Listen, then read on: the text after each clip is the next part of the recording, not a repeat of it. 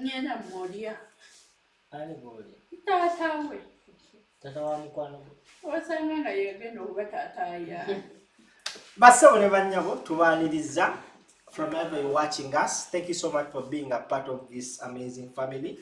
Amanya n'eddoboozi bampita Simple. Kalirugambo Pro Max. Ateze mba ndi Kalirugambo Pro Max. Kati ate bano bendi nabo. Ndi ne Kalirugambo Pro. Munyonye. Neko imperative nga tututeekayo. Bayidawe. Olabika katyaga atuwa ku masannyalaze. Neka tufune ku power bank ez'obwereere. Basi badimwadde bwali. Bwereere. Naye mama. Ntumira abantu b'oku musanvu.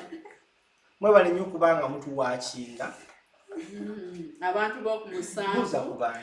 Ntumira abantu b'oku musanvu, abantu b'emanyangwa, abantu b'oku munaana. Waliwo gaye yazze n'ambuuzaako n'angamba atulaba. Bambi mwebale kubeerako. Tubeerawo nnyo wano ne Kalirugambo Simba atwonoonye. Akoze kyamaanyi. Okubira taata waffe. Muwala wa Ssettaala. Okubira ku bantu. Badde n'omubuuliza vunenkadde amazivoice oba enkya tunaakola. Naye mbabuuzaako bamaneja bawa ebifo nga tebabisobola mugamba muti sibiriimu wandikutte kuloozaako. naye nga tukwate kuloozaako akabeeremu yekka. Jolo Quality Properties akugamba ku kakadde kamu n'ekitundu mwana wa mama ogenda funa poloti. Poloti eno ng'eriko amazzi n'amasannyalaze kumpi n'oluguudo ate mu kibuga Kampala nesibagambye ku ssaawa ya Queen abandaba. Tuina Kalaji, tuina Nagalama, tuina Nakifuma by'ebitundu bye tulimu. Intia obera mu kibuga ekibuga kye bayita Mukono district. Waliwo amazzi n'amasannyalaze kumpi n'oluguudo. Osobola okuteekawo ekintu kyonna ssente zo ne zivaamu. Oyagala kuteeka ssente zo zizaale mu ddeeyo jangu ogule ettaka tokola loosi.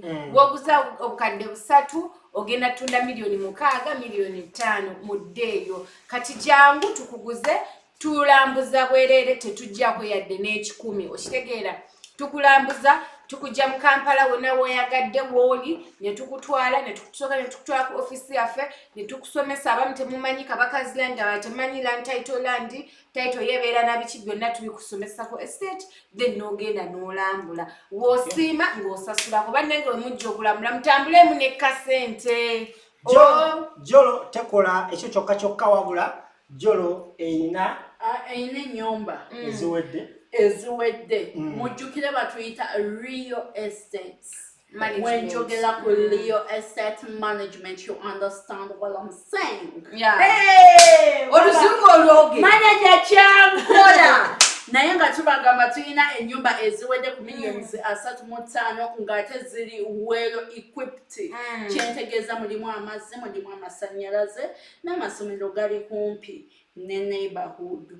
So kati gwe yeetaze okujja okulambula jangu muna akasente ate gwe yeetaze ennyumba empya wona bano abazimbi babba sementi amabuloka bagabbira mu underwear.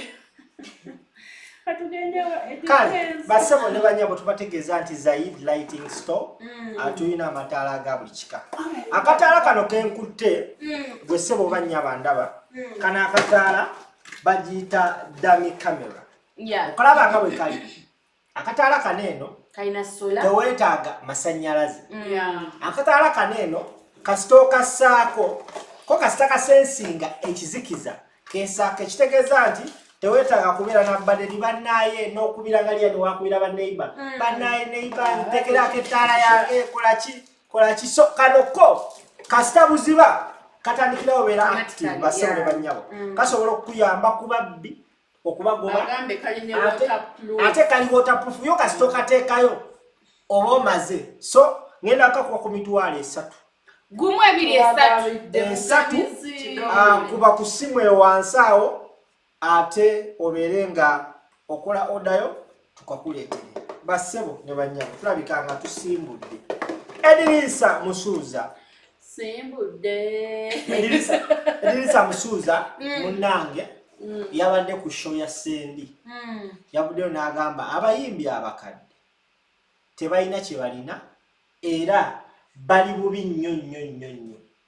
kuba bamukabira statement eyo olwagudde mu matu g'abayimbi ne bakaba obuzigo ne bakolerawo press conference naye ndendako wele mukabi wabadde okabya kinzijukira nti wava mu kadongo kamu nodda mu ddansi ono nemuze yazunganye naye alimba wele mukabi wabadde toyina lukisa kukaaba kuba wadda mu ddansi sokove muzeeyi yabadde akaabira ati nange kyembu nalabye by the way nga sinabagenda ku nsonga yange because eno video nginako ensonga nkuje zinjagala nalabidde ddala abasajja nga mutuufu balabisenga abakozi bakatemba njagala nsooke ne liyanyi ensonga yedikenza okuvaayo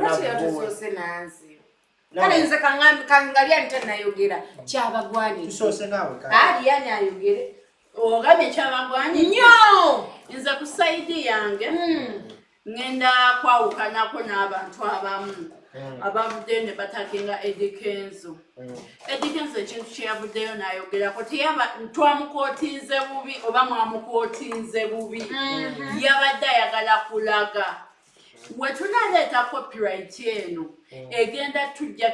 egenda tujjayo etuyambe fe abayimbi abaliwo kati aba 2000 okusinga ku bayimbi bali abaki abakadde tusobola okufuna mu kasente ate weyayogedde yabadde avoola buvoozi singa if misquoted him and statement ya Kenzo nagiwulidde mu perspective y'okunafuya y'okudisrespect kuyisaamu naye nga in reality Eddy Kenzo nze mukuulire okwange yabadde nga ayogera nti tali mu kuvvoola just people simple singa twamumisquotinze singa yavuddeyo n'akola public apology katola aluli olutalo olwaliwo ne epass yagamba mbu gundi and neighboring biki n'avaayo n'akinnyonnyola wano kuba njagala nkujjukiza Eddy Kenzo ojjukirako emabega mu lockdown Muzata yavaayo n'akola statement in the same line ng'eya Kenzo gye yakoze because ye Muzata naye yakola buko statement yanagamba yamuyita love nigga namugamba nti oba genda obigambe nnyo ekiro kyanyiza Kenzo n'avaayo n'okaaba so kati mu mbeera y'emu ne Kenzo ayinza okuba yakoze statement naye just ng'ateekawo buteesi kigambo abantu bisikoti njala tuwulize ebigambo Kenzo bye yayogedde ebyasinze ottanuula abayimbi ne batuuka n'okukola press conference ne bakabaluka okuva Uganda bwe yalibeddewo nga yakola bulungi nkiddamu mu kamera nga yakola bulungi okusinga abayimbi ab'ekyasa kya 12 taliiwo it's on record both locally and international. Number one, nze njagala ondageyo kubanga bino byonna bitukola tubikola kufuna kituufu osegedde njagala ondageyo omuntu nti yayimba dda naye ayina amakaage gaagali ku lusozi buli omwagamanyi ng'olwaleero njagala otayipingemu Eddy Kenzo's house Bebekuzi Kamiliyoni n'abalala then oteekemu Dani Mugula oteekemu nedda kati ekyo kyasizo nyiza olwamaze okwogera n'ameshoninga erinnya lya Dani Mugula sendi n'agamba ng'alabira ddala alimu ku disrespectinga kale kyasizo leeta obuzibu Kenzo kuseka ekiragira ddala nti yabadde akimininga omanyi yasese ate bulwaki engeri sendi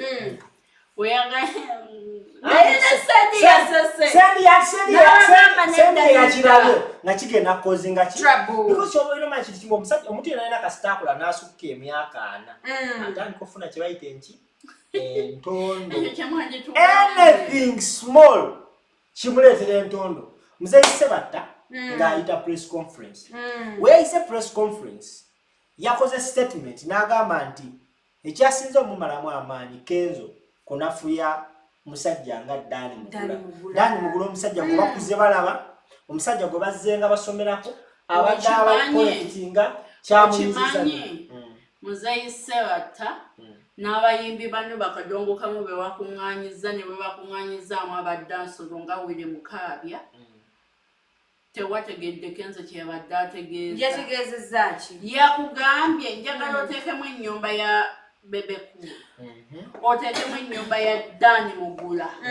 Olabe. Essaawa zino Eddy Kenzo ekintu kyakoze kigenda kutuukusa abo abayimbi. Kuba twalaba wano oyo ani? Oyo bamuyitaani Sebatta. Yagamba we yali ategese nga gundi bija amutegese ku Serena. Yatanagamba abantu banajja. Omukyalo oyo n'amugamba believe in yourself. Olugamba bigi omubi. Oyo bigi omubi. Bakusiba teyali teyamu. Batwaliza naye era twazisasula. Kati yali yasasula kyatamu. Liyani Eddy Kenzo sente zotukola ki era naawe oyagadde kukwata ku Eddy Kenzo sente zotwemanyirirako sente zotulangirako zaffe muwi wa musolo okitegeera nedda bw'omanyi omusolo gw'omutwe guliwa guno omusolo gw'omutwe sente zaffe ate zotandika otuvumiramu Eddy Kenzo. So watch your tongue, watch your manners okitegeera singa zino sente ze baakuwa singa tebazikuwa singa abayimbi tebajja ne bakukomberera ebigere ebyo ebiwunya n'okuwunya first of all okitegeera kambagambe no let me tell you the truth olaba bano bonna Angamba. Bano bagaye, they're just bowing to him because they gave him money and he's the one supposed to give them money.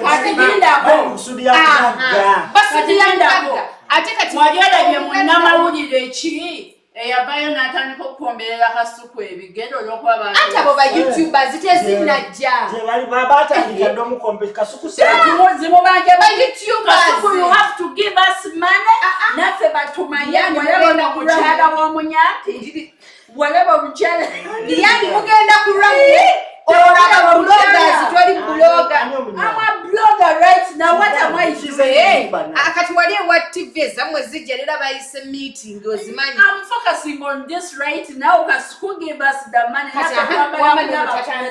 Tatandise.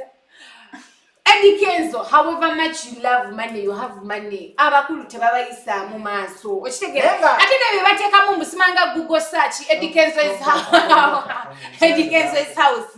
Feba bloga tuteeka ennyumba ze twagadde. Jitiri tibateekayo ekiyumba kyo nga kirabika na bubi gye yanobera. Nakikuletera ekyo kikalina.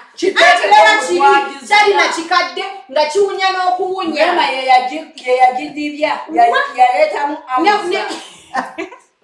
Newe yatimuwa ennyumba mbi, ennyumba nkadde gyatugamba ati mutugugulinga ennyumba ya Eddy Kenzo si yeyo. Olaba bino ebipande bebateekamu mu ssaluuni. Olaba bino ebipande bebateekamu mu ssaluuni.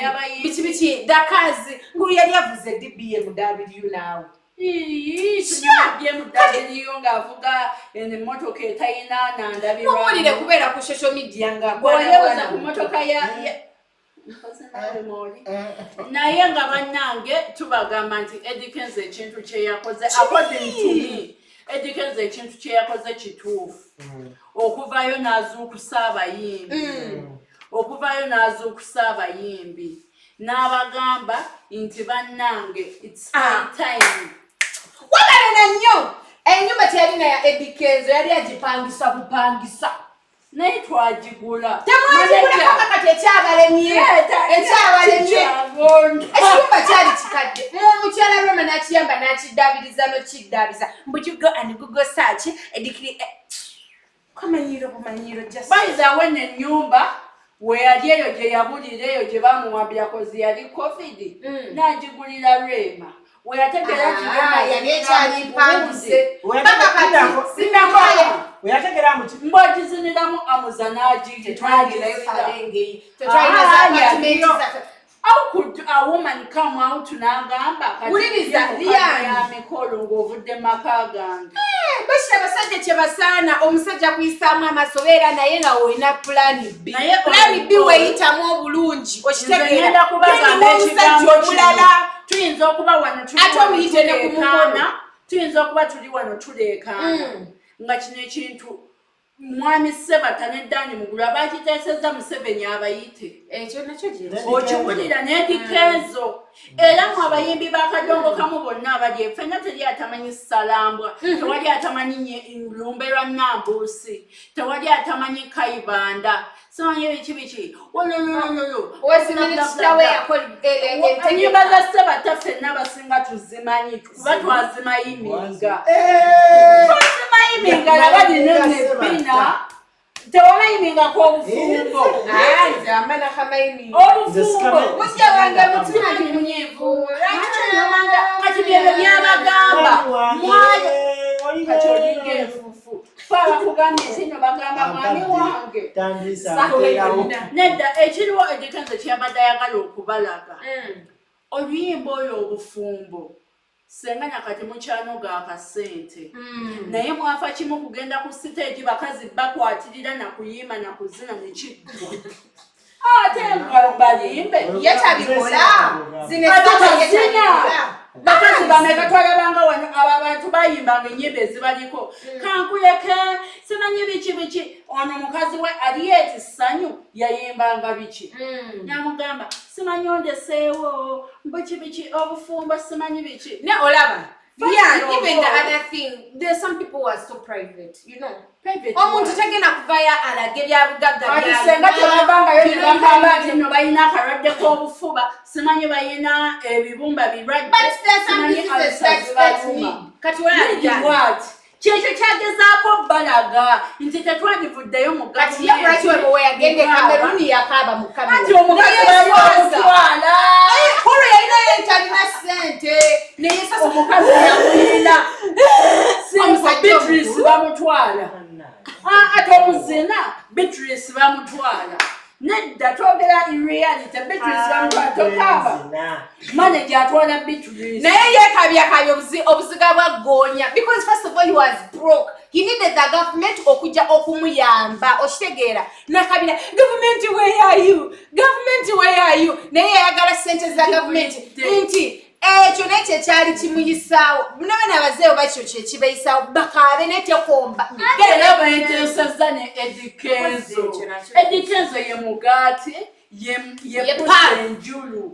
Kati olaba ebintu bya Bobby. Ye pusa enjeru. Ebintu bya bebe bya high class. Tolina kukola ebyo. Omugamba bugambi bebe mani njagala kulaba mukulu. Weyo omutwalo. Nawe gyatukiriziganye. Manager bankoleyo omutwalo. No, for real. Nina kye njagala tukiriziganyemu. Ye Eddy Kenzo okuva edda okuva yafuuka star abadde is full of disrespect. Ya disrespectinga bebe cool n'emirundi. Anti byali bya ssente. Era kyavirayo ne byali bya ssente. Kati osobola kuyisaamu manager we gaali. Kasaba mubuuza ekibuuzo. Wali owuliddeko Bobi Wine ng'ayisaamu omuyimbi omukulu? Omuyimbi omukulu yayisaamuko bebe cool. Ngamba kata. No, because agents. Agent. Oya yali ayimba naye the agents. Yayisaamu wele mukabi. Eddy. Yamugamba. Nze mwana va mu danso. Yatambulabira. Kati nkuyo mukazi yabagamba mbu wa Kadongo Kamu. Eddy Kenzo ye amazima go kale. Wayogedde statement yo. Naye njaga otuunire Times n'embeera abayimbi bano gye bayimbiramu. Nti we bayimbira baali bafuna ssente ntono. Music business was not that serious nga bwe right now. Ebiseera ebyo ate ekirala abayimbi baneeno ennyimba zo baazirina ate n'abamu baali tebayimba nti nga bayimbira kufuna ssente. When you look at an artist like Dani Mugula, ennyimba ze yayimba zonna bategezaako owuliza ku music we alina oluyimba lwa Muteesa. That's so nkugamba amazima Kenzo mu ndowooza yange Kenzo talinayo luyimba lusinga luno luyimba popularity mu Uganda olwa Dani Mugula. Muteesa abalala bataliyo. So Eddy Kenzo newankubadde ng'obadde oyagala yisaawo statement eyo waliwo a very better way gy'osobola oleetamu that line than not the meanings. Wekibanga kituufu because tuizo bera atu ne kumbe nga bandi mukamalika leo kibanga kyabadde kitufu ndi wakyogedde ate Eddy Kenzo ng'omukulembeze akulembera abayimbi kibadde kimukakatako we yandiwulidde nti base batayakoze statement n'akaaba n'amaziga bonna eziga bamugonya anti kale just kale tutwale ku perspective nti bya ddala Kenzo nga omukulembeze alina kuba muzaŋŋanga yandibadde akola press conference oba nakola interview n'agamba bannaye bakadde bange just temwantegedde n'abaddewo nti newe kibanga kyabanyiizizza bansonyiwe ekyo kye bayita okubeera omukulembeze olina kugatta because bali bagambye balina because Kenzo yalina federation yakunganya association zonna bo balina eyaabwe eyakadongo kamu era bagambye nti eya Kenzo bakoze ki bagivuddemu ne bawana ensonga zaabwe nti yabatwala ku campaign n'abawa lodge ne babawa pilawo amafuta n'abakazi truth be told Eddy Kenzo obuyinza empozi wanganye okukwatamu truth be told Eddy Kenzo tasobola kukulira he can't be a president he can't be a leader okitegeera wempera bebe cool like credit for this bebe cool y'omuntu atebaganya abantu y'omuntu his oba nkunyonyole batya I can give Eddy singa kyali kisoboka kuba eno yali bagita bata plan ya Eddy Kenzo yawandika proposal kola eyo federation naye truth be told bebe kulu ye yani kulidde eyo federation yachi do you think bebe kulu and Eddy Kenzo will ever sit on one tabasobola rokoka naye kakatana mwechilime mwenna nenda sokanzeyo ku mbozi ya ku indowooza ya simple yatugambye ebiseera ebyo sente abantu abo ze baali bayimbira zaali ntini okiwulira which is right kuffe saawa zino zetu olukumi osobola oddugulako okikati lindako nkubuuza olukumi osobola oddugulamu okikati chapati tewali ya lukumi okimanyi nti oluyimba lw'eggwanga twalugula lukumi zaali sente nyingi okimanyi twalina n'ennusu emu lindako okimanyi twalina n'ennusu emu kakati abantu abo obudde bwe bayimbiramu things were cheap ng'asobola n'okugula ekibanja mu Kampala Eddy Kenzo kyavuddeyo n'abagamba ebiseera bino ettaka tuligula apo otunda ttaka ekibanja ogenda kuŋŋamba nti nno eri emukono nga njagala kyapa ogenda kumpa ku millions 25 ebiseera ebyo omanyi wali owayo 2,000 n'ofuna ekyapa kati olaba bakola ki mu Lian obadde okimanyi nti Eddy Kenzo ne watakola kivuluzi n'essaawa afuna ssente ekitaaliwe edda why because they have these streams okitegeera nti ate oluyimba ku YouTube nezireeta ssente by then ekyo tekyaliwo ngenda kukkiriza ono wa 19 wategerera mu 2000 naffe tuli ba 19 naye wategerera mu 2000 nze okutegeera kyamanyala okugamba kiriwe kiti Eddy Kenzo abayimbi bano boyogerako abakadongo kamu balina amayimba just ekibaawula they are not in showbiz wano mu baana ba Eddy Kenzo asobola okukuba ennyumba mawuli n'agamba nti yange nenga siye mu showbiz y'abaana abakadongo kamu mu kikole balingira mu reality lwaki bakaaba nti ensigo ennuma anti waliwo ebizibu ebimulya mwe temwakabira mu Cameroon twakabira mukazi ekyo gavumenti where are you buli omu akitegeera yali mukazi naye nti nemuyitira mu gavumenti gavumenti where are you mukwate ekyo buli omu yali akimanyi omukazi buli omu atabuka kabe pulezidenti w'eggwanga Yoweri Museveni we bakwata ku Janet atabuka Nginaera naye yakabira gavumenti kati Eddy Kenzo se batumanyira ku sente zaffe ez'omuwi w'omusolo kituluma nga tugenda omaliriza no story nze sigenda va ku side ya Eddy Kenzo sigamba nti Talina mpisa, let me just apologize. you're going to give out your view. Nze nsigadde ku side ya Eddy Kenzo. Abayimbi kye babalaze kiki? Fine mwakabya obuziga bwammwe.